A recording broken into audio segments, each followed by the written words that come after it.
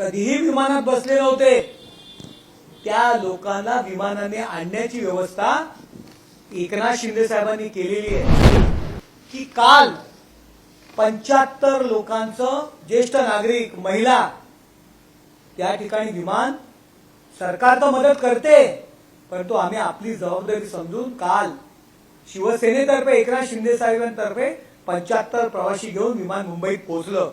आता दुपारी 185 प्रवासी त्या ठिकाणी घेऊन या ठिकाणी विमान मुंबईत येणार आहे। रात्री सुद्धा 185 प्रवासी यांचं विमान या ठिकाणी येणार आहे।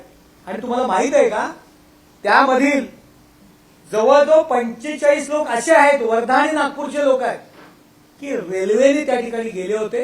अतिशय वाईट परिस्थिती आहे। सीआरपीएफच्या कॅम्पमध्ये राहत होते असे 45 लोक आहेत ना, त्यांनी आयुष्यामध्ये कधीही विमानात बसले नव्हते त्या लोकांना विमानाने आणण्याची व्यवस्था एकनाथ शिंदे साहेबांनी केलेली आहे।